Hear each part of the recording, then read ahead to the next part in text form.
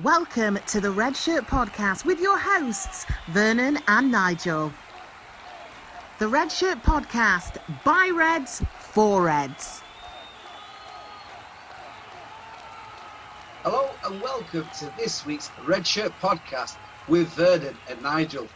Coming up, we're going to be reviewing today's game at West Ham, previewing United's Cup game on Wednesday with West Ham, and also previewing United's game next Saturday against Aston Villa. Nigel, how you doing, my friend? It's been a beautiful day in Manchester. Well, it just keeps on coming. This day just kept on giving. Beautiful weather, beautiful day, and beautiful result. And David De Gea saves a penalty, my friend. He does, doesn't excited. He was very excited, I tell you. I went through every emotional known to man. So, Nigel, we've got a new guest on this week's show, Hilton Alexander. Do you know what I mean? So, hello, Hilton, and welcome. Welcome to the Red Shirt Podcast. Thanks for having me. I'm very, very happy to be here. Thank you very much. So, if we start on today's game, United went down to the London Stadium to play West Ham. And I've got to say, they overcame a very disciplined and hard-working team there. You know, I think West Ham, especially under the managerial skills of Atkinson, did fantastically well today. So, Nigel, hard-fought win. I think most of us thought it was going to be a tough game there, didn't we? Especially after like West Ham's good start to the season and them obviously playing well in Europe. It was a tough one, wasn't it, Nigel? Well, it certainly was, and obviously we needed a reaction. But I sit here and I do wonder, is it our reaction or is it West Ham's exploits in Europe as well, maybe catching up with them? They're a little bit inexperienced in Europe, and so maybe following their game, they might be a little bit tired. But that said, we needed to react and respond, and I thought we did. I thought we gave a good account of ourselves. I thought they were quite good. So there were no mugs today, and we I mean for I think the win is definitely the right result. I think we deserve the win. We certainly had more than enough opportunities to put this game to bed far easier than it actually was. But that said, happy with the result and happy with the way we reacted to the defeat. Hilton. Yeah. Hilton. I mean, United obviously changed their starting 11 today. They obviously brought back in McTominay and Fred. Sancho went out. This obviously same back four as obviously the league game last week against Newcastle.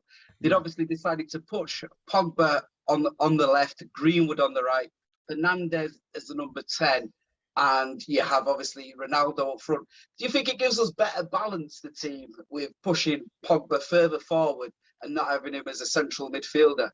I definitely do. I think when you have him as a central midfielder who's supposed to be, who's given defensive responsibility as well, so much defensive responsibility, I think it takes away from his strengths. I think that today he showed at times his vision when he was able to express himself, when he wasn't concentrating on having to chase people back, and he had two workhorses behind him doing that for him. I think I was surprised to see McTominay back actually so quickly, considering he just had the operation for the groin strain, which to me said that Ollie was maybe a little bit desperate to get that pairing together, Fred and McTominay, to be able to release Pogba. Otherwise, if he didn't have McTominay, he would have been putting Pogba back there as a holding midfielder as well. Yeah, I mean, it's quite interesting, Nigel, wasn't it? Because I know, like, you know, on the podcast recently, we've been trying to sort of like guess the formation that Ollie would put. And I've got to say today, with McTominay and Fred in there, I actually thought it gave us a real good balance, to the team. I felt like United looked strong in possession, and also, we looked, we looked a better balanced team. I know that you love Fred, Nigel, and I know we give you a bit of grief because sometimes Fred lets himself down a little bit, but he actually played well today. Yeah, second game on the bounce now. I think Fred's doing well. You know, if we're doing play ratings, it definitely scores about 7. I thought, yeah, his energy's there, and also Matt Tominay in there. The engine room's back, and I mean, it's not the ideal engine room. I think we've said that many times, but at least we've got a bit of an engine today. And obviously, Pogba's not uh, shackled with trying to do that job, which he obviously just can't do. He's far more useful to us further advanced on the pitch.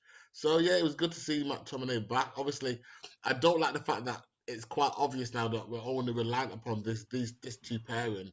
You know, really, he should just be. I mean, half a game for Matt Tominay, half a game for Van der Beek.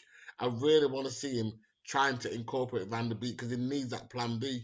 You know, if McTominay gets injured again, or if Fred gets himself sent off, we're back to square one again. So we really do need to be kind of developing that midfield partnership with other players. Like, I think for the first 25 minutes, Hilton, United looked fluid, didn't they? They were strong, they were winning the ball back, and West Ham, they couldn't even play themselves into the game, could they?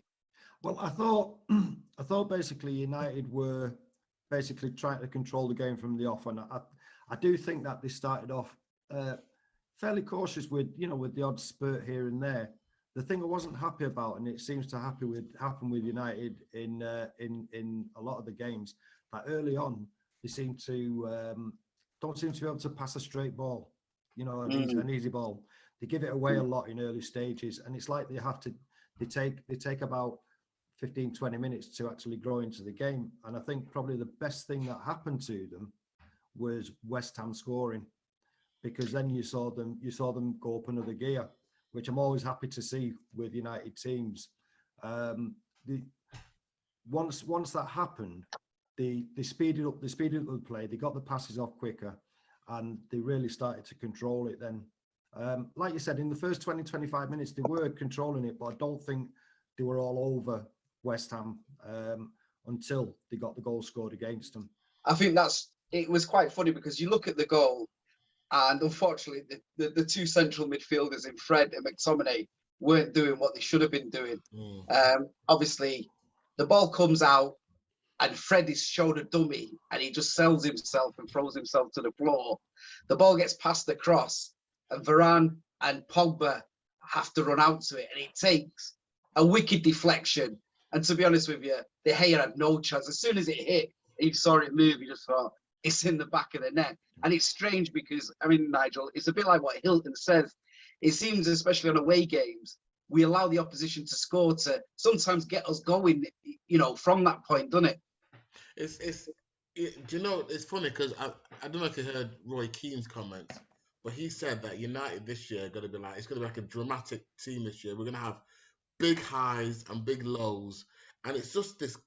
It's like I don't understand how we constantly do this. We've got to go behind before we get ourselves into gear, and and this is. It's almost just. I mean, it's beyond frustrating. It's like, when are we going to learn, how to make life easy for ourselves? You raise the bar. You start in fourth gear. You can have the game won by half time. Then you can rest players. Then you can manage the game. But we constantly do this thing to ourselves. It's funny you mentioned the goal that they scored. I actually thought if Varane left it, then Pogba definitely would have cleared it. You can see as they've gone across. It's unfortunate that it hit Varane, because if he missed it, that would have been a goal because Pogba would have got it. But hey, well, from my angle, I thought he was going to miss anyway. Did you? Yeah, exactly. I did. I thought he was going. I thought he was either going wide of the post or wide of the angle. Anyway, it looked like it was missing, but the head had it covered anyway. So yeah, I mean, it's quite funny because I thought, up until that stage, West Ham offered nothing. Typical sort of pragmatic Moyes performance. Where they weren't coming out. They were obviously looking to get something on the break. To us, it was kind of like your worst nightmare, because you're thinking, flipping it, the longer that this goes on and we don't equalise, then, there's a good chance they'll get another on the break. And it's quite interesting because we equalised a lot sooner than I thought we would actually. And I mean, it was quite funny because Fabianski had made 2 good saves before that. And then he kind of let himself down, didn't he, with this one? I mean, what did you think of that, Hilton? Well, right. Well, I wasn't surprised that we scored so early, because I think you saw the step up in pace once they scored, I think with Fabianski, I think what actually caught him out, he was expecting that ball to go one side or the other, and the fact that it went straight at him surprised him, and he couldn't react quick enough. But then Johnny on the spot, Cristiano, was there just to tap it in. I mean, I like the way he's scoring his goals these days, rather than trying to beat half the team and rocket it in from the corner flag. You know, I do like the way he's just poaching. And I think the important thing with it, I mean, I'm going to talk about Cristiano for a bit here now. The important thing I think with him is that he's obviously there, and his first words or his first interview is all about the team. It's all about the team and what he can give to the team. And I think what he's actually relishing is teaching young players like Greenwood, like Ilanga and people like that, teaching them or showing them his know-how, and hopefully it rubs off on them. And then don't forget, we've also got Cavani in the back as well, who's still there. And the pair of them are going to impart so much wisdom and so much knowledge onto those players. So I think the future's looking good. But as for the goal, yeah, I think Fabianski was surprised that the ball went straight to him, and that's why he didn't hold it. I mean, he makes a really good point there, Nigel, doesn't he, Hilton? Because what Ronaldo's giving us is goals that we haven't been getting. You know, people reacting to, you know, balls being spilled by keepers and coming out. And once, you know, he gets himself into that position, you just know it's going to be a goal, don't you, Nigel? Straight away, exactly. I mean, obviously, funnily enough, you know, I talk about supply lines, and it was good to see the supply lines working today, because he did get a fair few chances to score. Of course, obviously, he missed one or two, which was a bit surprising. But I mean, there's no doubt in the quality of that goal. I love the first touch. It would have been amazing if the first touch went in. But that's it. He just goes there, and he just follows up, and it's another tapping. But that's 4-2. Harry Kane can't seemingly buy a goal at the moment, and He's got 4 in 3. 4 in 3. 4 in 3, yeah. Cristiano's just bagging them in for fun. It's just. And I mean, yeah. I'm sorry, Nigel. I didn't mean to cut you, but I think what happens there is you can see like his running, isn't it? His runnings, you know, it's dragging defenders in it. So they're almost defending the 6-yard line, aren't they? Because they're frightened of his aerial prowess, aren't they? We said he will just occupy 2 or 3 defenders without even doing anything. Just the mere fact that Cristiano's on the pitch, defenders are just going to be occupied and just have him in the brain, and it will naturally just create more opportunity for the rest of our attacking lineup. And that's what we saw again today. I mean, if he doesn't get 30 goals this season, Nigel, I mean, I'm starting to think he's going to get 25 plus already. At first, I thought he'd get about 20. Steady on, Vernon, steady on. Yeah, no, I really do. I really do think he's going to get, because you think about, I think one thing that's frustrated us, especially as United fans in the last couple of seasons, has been our conversion rate when it comes to chances.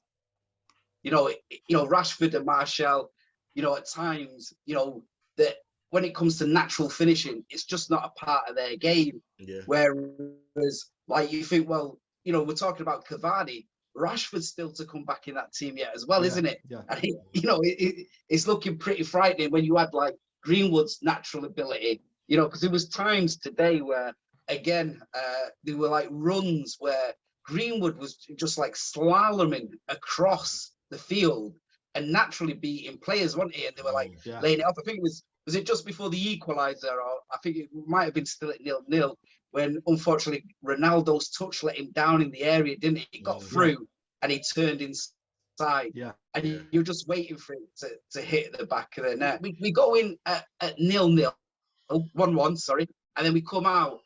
And then there's that chance right at the beginning of the first half, isn't there, Hilton? Yeah. Where they lose possession and you think it's in, don't you? Yeah. Well, the thing that surprised me about that was it was like Ronaldo had seen the goals and he was trying to score his first goal of the season, or his debut goal or something like that in professional football. And I mean, it was so surprising that he didn't just sort of dummy the keeper and take it to one side of him and just put it in, but he tried to hit it straight away and surprise him, and he had all that room in the box, maybe just too much room. or I too think it much was a time, good save, to wasn't it? think. It was a good save, but I don't think the keeper should have even been given the opportunity to save it. To be honest with you, Yeah. yeah, I think and I get where you're coming from with that, Hilton, because I think yeah, one thing that I've noticed about Ronaldo, he's taking his opportunities very early and he's trying Yeah. to make sure that the goalkeepers haven't steadied themselves or getting Yeah. the feet right, isn't it? You know, yeah, a bit like how Solskjaer was, wasn't he? This, you know, in his heydays, where he'd go exactly. through the goalkeeper's feet because he'd make sure he wasn't ready. So, Nigel, was you shocked with that chance when he saved it? And was you jumping up in the air thinking it was 2-1? Oh, I absolutely thought it was a goal, but and obviously you've already said it, so there's no need to repeat it. I think it's the mark of him now. He knows exactly how to score a goal, and he's hitting it early. But so obviously sometimes there's no point saying he just needs to be a bit more, have a bit more composure. This is one of the best goal scorers of all time. I think he knows what to do.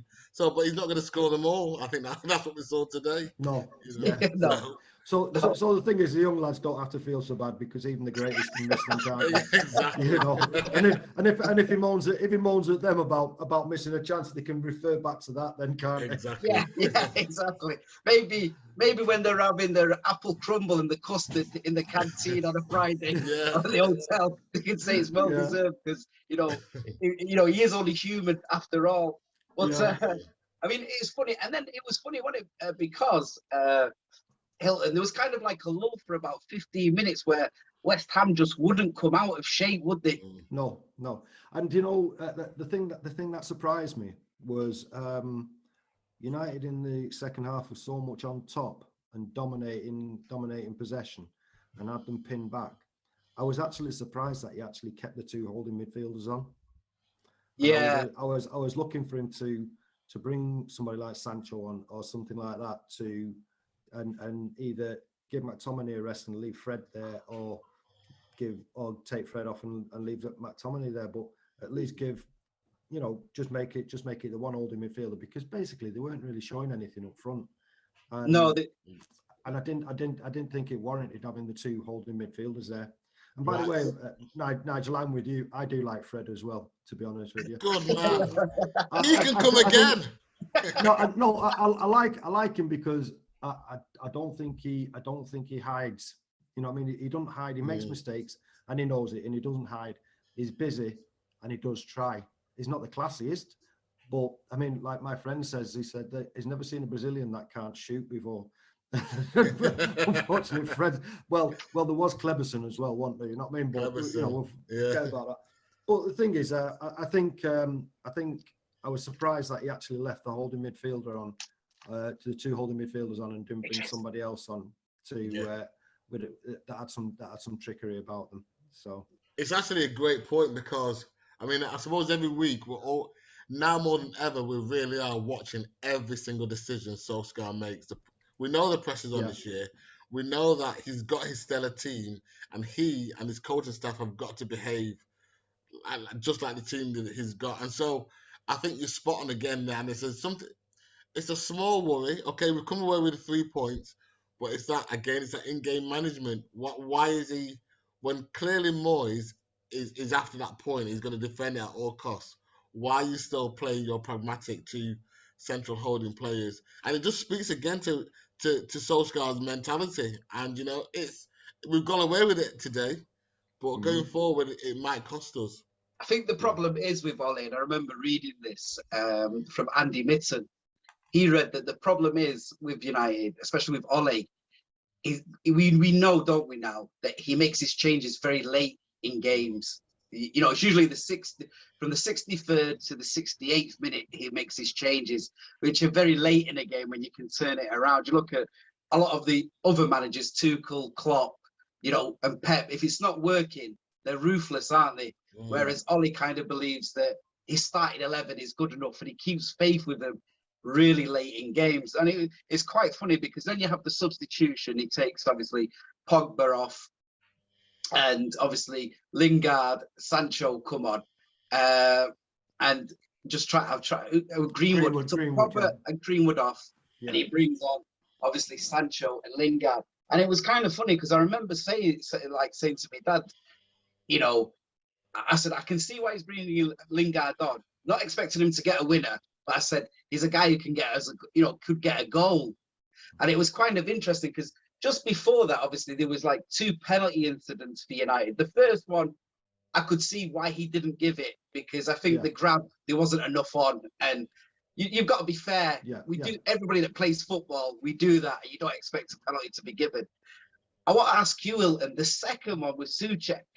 I mean, to me, they were saying on TV that Ronaldo ran into him, but to me, he got past him and he seemed to dangle a leg. The ball was past him. His leg was there. His leg was there, and they said that he tried to pull it. He tried to pull out, but he didn't. He left his leg. He left his leg there, and Ronaldo went over it. Now, I think I'm going to hark back to way back in the day, right? If you had somebody like George Best or somebody like that running at them, don't care what they say, they can dangle the leg there. Chopper Harris, you name it, they can dangle the leg there, and they're going round them. I think it was a penalty, and I think Cristiano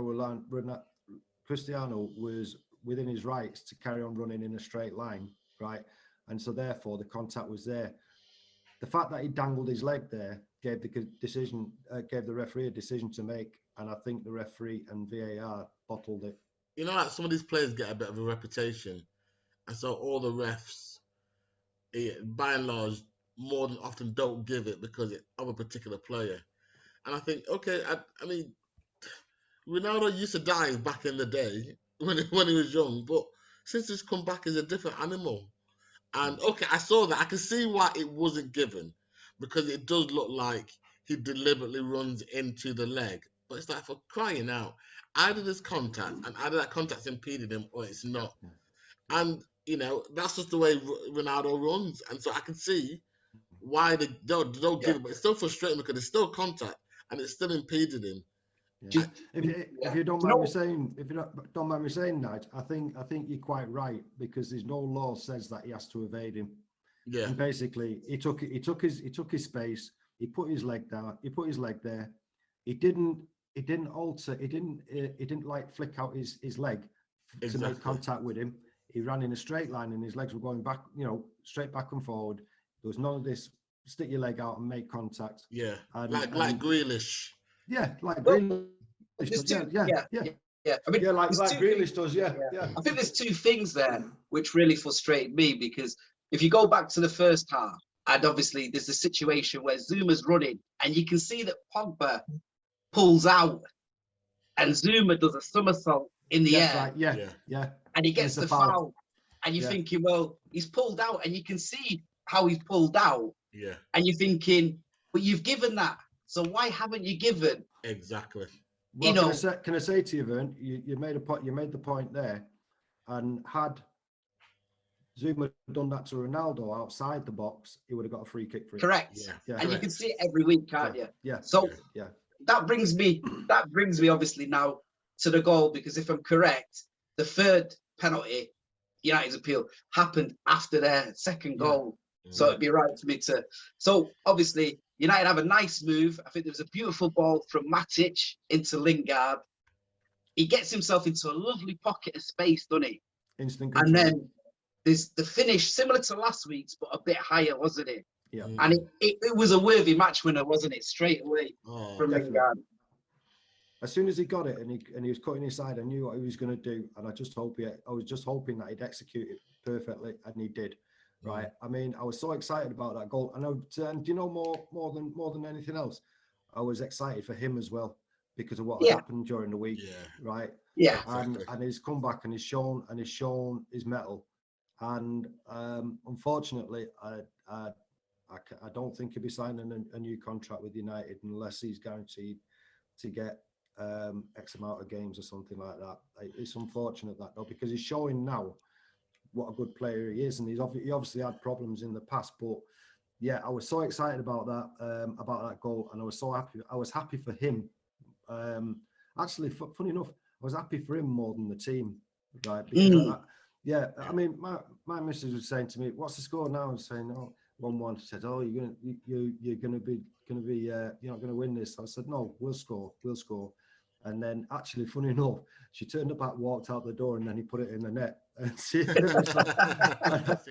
Maybe this is some credit to Ollie, because I think bringing him on, yeah, I actually do think because there's something about playing against players that you know really well. He spent a lot of time with him, and maybe it just relaxes you. If you're playing against people that you've trained with for the best part of a year, you know exactly how to to beat them. It's just a slightly more advantage that you can have in your head psychologically.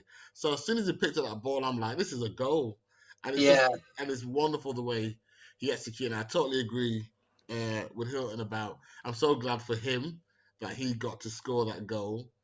You know what I mean? Really glad for him because obviously the monk is almost off his shoulder straight away. But I tell you what, I will say though, I'm not happy with the fact that he didn't celebrate. I'm It's like, funny, Errol. It's funny, yeah. Nigel. I'm sorry. I thought, come on, mate. Yeah. What's that I mean, all about? If I did No. see Cristiano start celebrating this goal, I thought it was brilliant of him. I mean, Go it's on, funny. celebrate. It's funny because I was with Errol watching the game, and we were jumping up and down. And as we finished jumping up and down, and they showed you, Errol's like, celebrate. It's the team that pays your wages, celebrates. And it's really funny because I mean, a lot of this not celebrating to show respect, that comes from the Italian game, and that's because a lot of the players are petrified of the ultras. Well, exactly. That's where it comes from. Let's have it right. There's not wanting to, show any sort of like celebration because it's won you the game and it's a big 3 points. It's a massive 3 points. We absolutely needed those. We could have left that game with a draw because obviously all the questions would be asked. Exactly. And it was funny really because that brings us on to the next penalty incident, which was absolutely incredible. And I'll tell you why I think it's more incredible than anything else. Did anybody see the Southampton game against City yesterday? No, And the penalty that should have been a penalty and the sending off that should have been a sending off, and VAR overturned it. No, I didn't see it. No, I didn't see it. Okay. Well, the VAR referee at Stockley Park was actually Martin Atkinson, apparently. So have a look at it. Have a look at it, and you'll see what I mean. I think this has a lot to do with the comments that Klopp and obviously Pep made last year about the amount of penalties that United are getting. And it looks like referees are kind of like, well, he might have made a point there.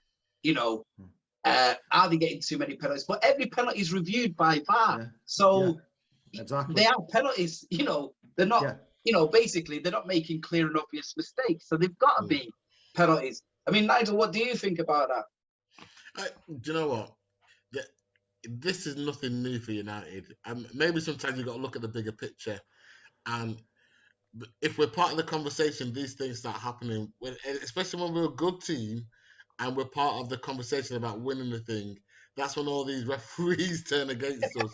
So it's actually a good sign. It shows that we're back and we're part of the conversation. So, you know what? It's going to keep happening. Like Kino said, it's going to be one of those seasons, big highs and frustrating lows. And we're not gonna get them. We're not gonna get referees' help. We never do when we win it. So it's a great omen. And the thing is, it's a penalty. You sat there, and as soon as you see the ball hit, and you're thinking, Martin, surely you don't need to review that with VAR. That's a penalty. I'm as biased as anybody. And I turned to my dad and Errol, and I said, it's a penalty. It's a stone wall penalty. The arm's been extended. Yeah. You could argue that there's not much distance between them, but you thought he shouldn't really be once going the to the arm's away monitor. from the body. Yeah. Huh? Well, do you know? I think immediately because I didn't actually get it a good look. I just saw the ball hit and then they turned around and claimed for a penalty.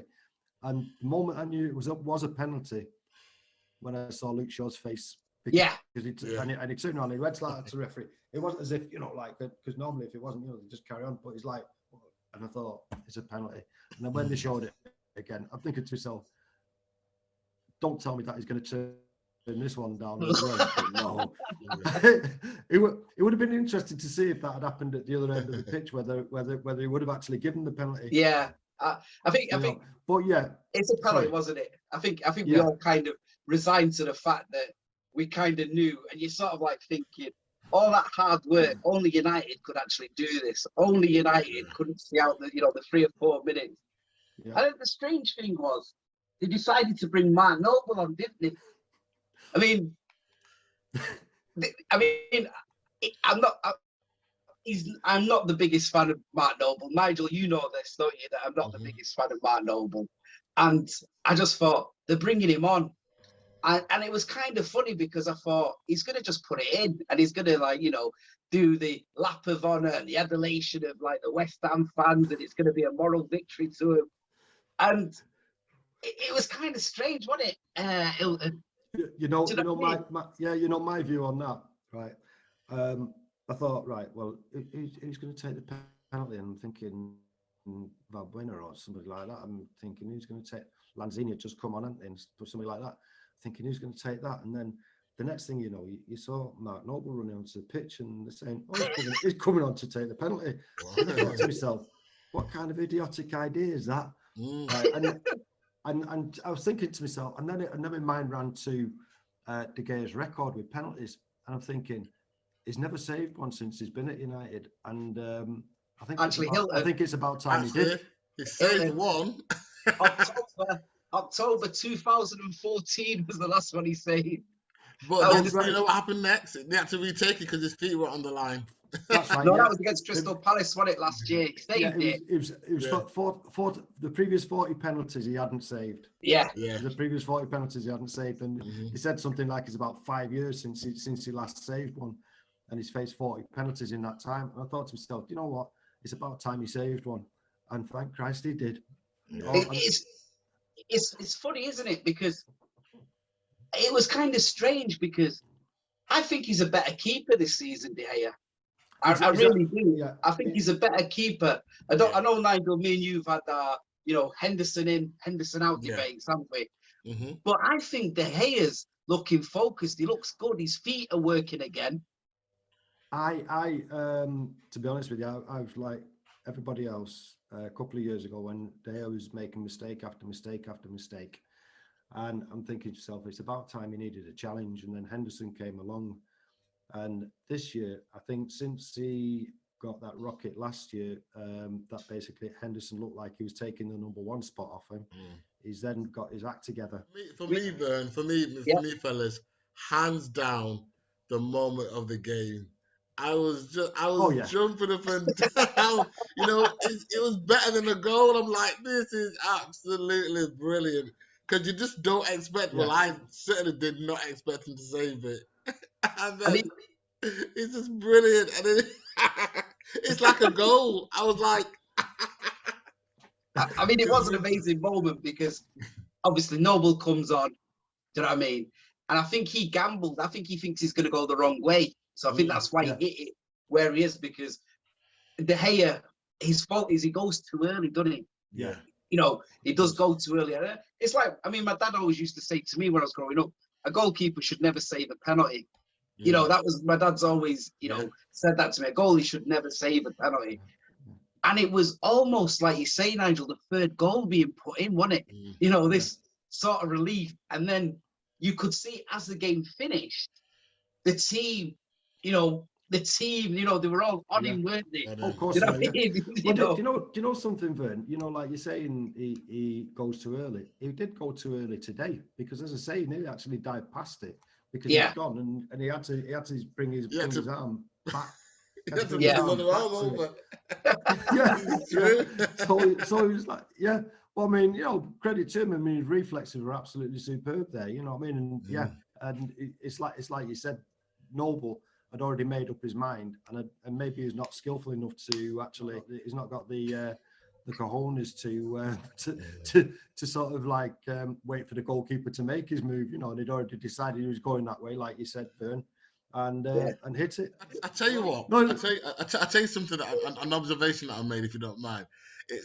Right. So last year in the UEFA Cup final, we're all going mad at Ollie because Ollie doesn't change the goalkeeper for penalties. Yeah, and then you've got a game today where David, what's his name? Moyes. Their manager, David Moyes. Yeah. Brings on a player that hasn't even touched the ball. as just to come and score this. Everybody knows you've got to give somebody a chance to warm or acclimatise to the game before you take a kick. And so it's just these two managers, between the two of them, have managed to create the two most bizarre, managerial decisions that results in different outcomes. No. I mean, Gareth Southgate for England in the final. Gareth Southgate again. They all got similar managers. They're all the same. The point that I've got to make is I can just imagine sort of like Noble, stripping off quickly. Let me on, boss. Let me on. Let me take it, boss. I'm club captain. Yeah. Club captain, and it's like out of sentiment. It's the only kick I'm getting this season. Yeah. Can you imagine the changing rooms afterwards? When they go to the changing rooms. Sorry, lads. I thought I had it. Nobody's talking to him.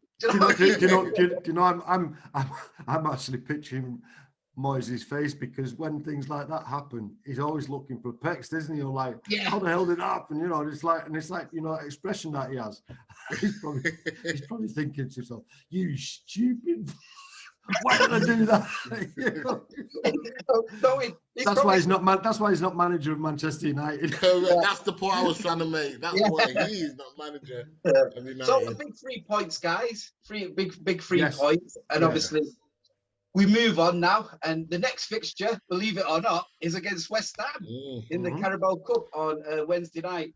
I think, when I looked at this game, I just thought this is obviously where he's going to have to rotate a little bit. I can see Lindelof coming in. Yeah. I can see Donny van der Beek and probably Matic starting.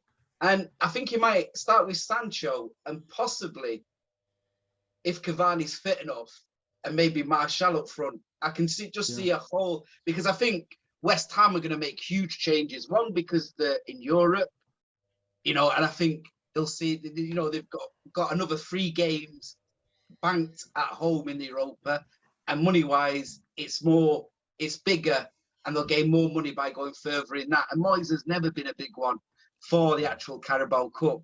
No. What do you see, Hilton? Do you see major changes for both teams? I see a heck of a lot of changes. Right, 1, I think he'll bring Henderson in. Yep. 2, I think he'll bring Darlow in. Is Henderson back fit now? Henderson's back training, yeah.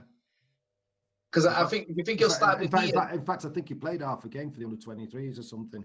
Yeah. Right. Because I'm wondering if he'd start Heaton first and maybe Henderson on the bench. Well, it might be Heaton, but I don't think it'd be De Gea playing. No, anyway. no, correct. I agree with that. I think Darlow will be in. I think he'll rest Varane. He'll bring Lindelof in. Left back, I don't actually see who he can bring in apart from Shaw at left back, really, because I don't think Telles is quite fit yet. No, he's back in training, isn't he? Yeah. Telles is back in training, yeah. Yeah. But then I actually do think that he'll play Pogba on Wednesday, and I think he'll play Greenwood on Wednesday. Interesting. Nigel, do you see Ronaldo starting, Nigel? I'd like to say no. I think I'd like, as much as Ronaldo would want to play every minute of every game, I think I want him rested. For a game like this, I want Ronaldo to sit that one out. He's done enough. He's done great so far, and give some of the other lads a chance. I'm sat here, even as listening to what you're both speaking, I was thinking, but should we change the team? Because Ollie needs to win silverware this year. And I know the changes, and even with all the changes you mentioned, the team is still good enough on paper to beat West Ham. But can he afford to be tinkering and then it go wrong?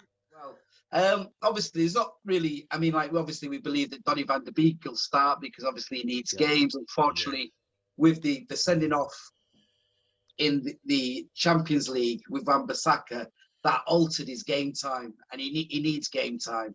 So I think he will start. I think Matic will probably start because, again, he'll want to rest McTominay and Fred possibly, or he might play McTominay so that they can, have a little rest before Saturday's game against Villa. But I think his mind will be on Villarreal because I think his mindset will be they need 3 points against Villarreal. Yeah. So, guys, because of that, I'm going to come quickly. I ask for a prediction for you on the actual West Ham game in the League Cup. Nigel? Yeah, it should be an easier game. I expect it to be. I mean, it might still be the same score, 2-1 or 3-1, but far more comfortable. I mean, we've got to measure them today. This is their better team, so I imagine whatever team with changes comes in is not going to be as good as the team that they had today, and we took care of business fairly easily with them. So I can see a good 3-1, nice easy game. Okay, Hilton. I think it'll be a 2-0 myself. I think it'll be a comfortable 2-0. I'll go for a 3-0 because I was going to go for 2-0. I sort of like saw it the same way. So I'll go for 3-0, which moves us swiftly along to Saturday's game. So Saturday's game against Villa has actually been switched to a 12:30 kickoff at Old Trafford.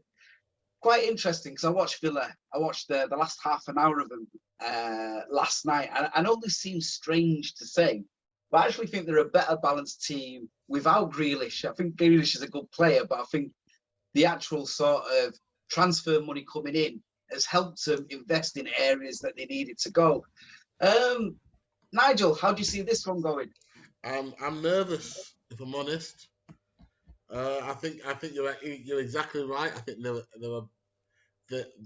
they seem to be a better team from not having Grealish in it, because not everything goes through it. So the rest of the players are playing more like a team, and they've taken some good results this year so far. They're no mugs, and I think they can play football. So I don't even think they're going to be playing defensive against us. No, I think Villa will be organised. I think Nigel's right that they do have a good engine. I think that United are likely to be very successful hitting them on the break, right? I think Villa are one of those teams that, they've got good players and they've got a good engine and they've got legs in there, but I think that they can also get carried away with attack if they're allowed to, and then forget what they're supposed to be doing at the other end. So far they've been very organised. I think he's got them rocking, and I think that I tend to agree with Nigel that they probably are a better unit without Jack Grealish, because Jack Grealish was like their talisman and they depended on him so much. So their teamwork now is far more effective. But I do think that they could possibly get carried away with themselves, and I think United will probably run out again. 2-1, 3-1 winners. Anyway, guys, it's prediction time. So I'll start with you this time, Hilton. The Villa game prediction, please. Right, I do see a good game. I was thinking 2-1, but then I actually think possibly again 3-1. I just think United will, although probably United will have to hit them on the break. I think they'll probably control it and win it 3-1. It's probably going to be 3-0 again. I think we'll probably beat them 3-0 after they really scare us. So I'm going to go with a 2-0. I'm going to go 2-0 against the Villa. So, Nigel and Hilton, that brings us to an end of another Red Shirt podcast. Thank you very much for making a very good debut, Hilton. And we would love to have you back on again. It's been a pleasure, hasn't it, Nigel? Yeah, absolutely. Yeah, I'd love to come back anyway. Yeah, I'd love to come back. Oh, you're welcome anytime, mate. Yeah, you are more than welcome, Hilton, to come on. Thank you. You're more than welcome. So, Nigel, it's that time where we say, love football, be safe, and keep that red flag flying. The Red Shirt Podcast, by Reds, for Reds. Don't forget to like, follow and subscribe to the Red Shirt Podcast.